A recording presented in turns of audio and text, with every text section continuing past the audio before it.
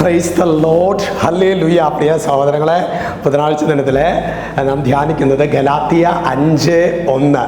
അവിടെ വചനം വെളിപ്പെടുത്താണ്, സ്വാതന്ത്ര്യത്തിലേക്ക് ക്രിസ്തു നമ്മെ മോചിപ്പിച്ചു. അപ്പം സ്വാതന്ത്ര്യത്തിലേക്ക് നമ്മെ മോചിപ്പിച്ചത് ക്രിസ്തുവാണ്. അല്ലാതെ ജോലി കിട്ടുമ്പോഴല്ല, അല്ലെങ്കിൽ മറ്റോ ഭൗതികമായ സുഖങ്ങൾ നമുക്ക് ലഭിക്കുമ്പോഴല്ല.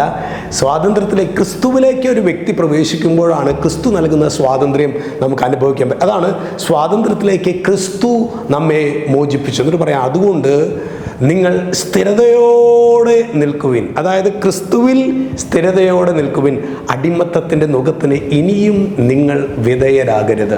പ്രിയ സഹോദരങ്ങളെ, നമ്മൾ അറിഞ്ഞോ അറിയാതെയോ ഈ അതായത് യഥാർത്ഥ സ്വാതന്ത്ര്യം നമുക്ക് നൽകുന്നത് യേശുവാണ് എന്ന ബോധ്യം ഇല്ലാതെ നമ്മൾ പലപ്പോഴും ശരിക്കും സ്വാതന്ത്ര്യം, സമാധാനം, ആനന്ദം ഇതൊക്കെ കിട്ടാൻ വേണ്ടിയിട്ടാണ് നമ്മൾ ലോകത്തിലേക്ക് തിരിയുന്നത്. നമ്മൾ ഇത്രയും കാലം ഭൂമിയിൽ ജീവിച്ചിട്ട് ലോകവസ്തുക്കൾ കൊണ്ട് സ്വാതന്ത്ര്യം നേടാം, അതുപോലെ സാഹോദര്യം, അല്ലെങ്കിൽ ആനന്ദം, സമാധാനം ഇതൊക്കെ നേടാമെന്ന് വിചാരിച്ചിട്ട് നമ്മൾ ശരിക്കും മുന്നോട്ട് പോയിട്ട് എവിടെ എത്തി പ്രിയ സഹോദരങ്ങളെ? അതുകൊണ്ട് നമുക്ക് ചില പിടിവാശികളൊക്കെ വിടാം.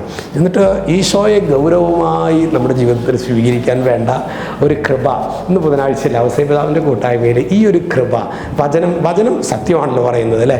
സ്വാതന്ത്ര്യത്തിലേക്ക് ക്രിസ്തു നമ്മെ മോചിപ്പിച്ചു എങ്കിൽ ആ ക്രിസ്തുവിനെ എൻ്റെ ജീവിതത്തിൽ ഒന്നാം സ്ഥാനം കൊടുത്ത് അവിടെ ആ വ്യക്തിയെ, ക്രിസ്തു എന്ന വ്യക്തിയെ നമ്മൾ ആരാധിക്കുമ്പോൾ, ആ ദൈവത്തെ നമ്മൾ ആരാധിക്കുമ്പോൾ പ്രിയ സഹോദരങ്ങളെ, യഥാർത്ഥ സന്തോഷം, യഥാർത്ഥ സ്വാതന്ത്ര്യം, യഥാർത്ഥ സമാധാനം നമുക്ക് അനുഭവവേദ്യമാകും.